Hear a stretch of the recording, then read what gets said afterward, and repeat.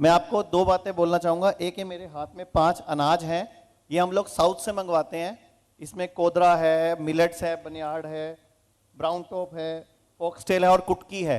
ये कम से कम 50 टन हम अकेले मंगवा रहे हैं और हरियाणा में बेच रहे हैं। अगर हरियाणा के किसान उगाएं और सरकार मदद करे इन अनाजों को उगाने की, मैं 5 सैंपल आपके लिए भी लाया हूं ताकि इस पे आप मीटिंग कर सकें। अगर हरियाणा के किसान उगाएंगे, ये हम 80 रुपए किलो खरीदते हैं साउथ से, तो अगर यहां उगेगा तो यहां के किसानों को रोजगार भी मिलेगा। और अभी हम 50 टन बेच रहे हैं, हम इसको 100-150 टन भी बेच सकते हैं। शुगर भी रिवर्स होती है, बीपी भी रिवर्स होता है। तो ऐसी बहुत सारी प्रॉब्लम जो इससे ठीक होती हैं। तो एक तो आपके संज्ञान में ये बात लानी थी। बहुत अच्छा। और दूसरी बात कि जितने भी हरियाणा में सरकारी कर्मचारी हैं और जो भी सरकार की योजना है आयुष्मान योजना, हम चाहते हैं उसमें आयुर्वेद का इलाज भी शामिल होना चाहिए, क्योंकि एलोपैथी के बिल तो फटाफट पास होते हैं और हॉस्पिटलों में जाके इलाज भी फ्री होते हैं। लेकिन आयुर्वेद के नाम पे केंद्र सरकार करना चाहती है, लेकिन स्टेट में वो अभी तक प्रैक्टिकल नहीं है। मतलब हरियाणा के कर्मचारियों को इलाज फ्री मिले, उनके आयुर्वेद के बिल पास हों और वो आयुर्वेद में आए। हम ये आपसे एक डिमांड करते हैं। Thank you. ठीक है, दोनों विषय आपके अच्छे हैं।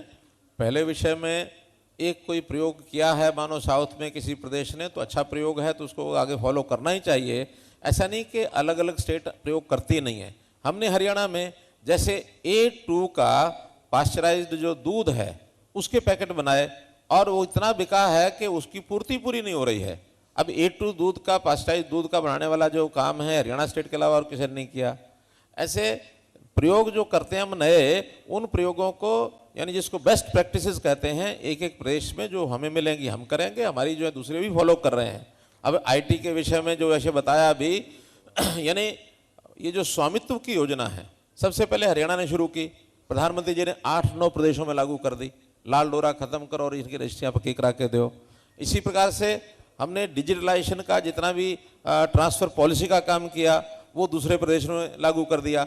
हर प्रदेश कुछ ना कुछ नया करता है। जो साउथ ने किया है उसमें आप हमको बताएंगे।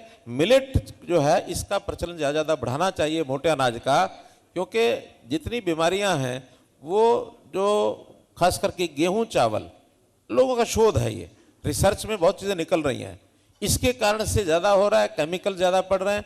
मोटा अनाज जिसमें केमिकल्स नहीं पड़ते, बाजरा है, फिर कोई ज्वार है, बाजरा और जौ है, इस प्रकार के विषय, तो इन चीज़ों के कारण से खाद्यार्थ यानी ज़्यादा बढ़ाया जाएगा तो इसका ज़्यादा उपयोग होगा। जहाँ तक आयुर्वेद की बात है, क्योंकि आयुष्मान का विषय केंद्र सरकार की ओर से ही तय है कि आयुष्मान में किन किन चीज़ों का लाभ देना है। हम आयुर्वेद को बहुत बढ़ावा दे रहे हैं। हमने आयुर्वेद में अलग से एक विश्वविद्यालय बनाया है कुरुक्षेत्र के अंदर। इसी प्रकार से आयुर्वेद की एक अलग से एम्स बन रहा है पंचकुला में। आयुर्वेद में पिछले कुछ सालों में खूब काम हो रहा है। वेलनेस सेंटर्स हम बना रहे हैं। हरियाणा में 1000 वेलनेस सेंटर्स बनेंगे जिसमें आयुर्वेद के माध्यम से ही उसका इलाज होगा।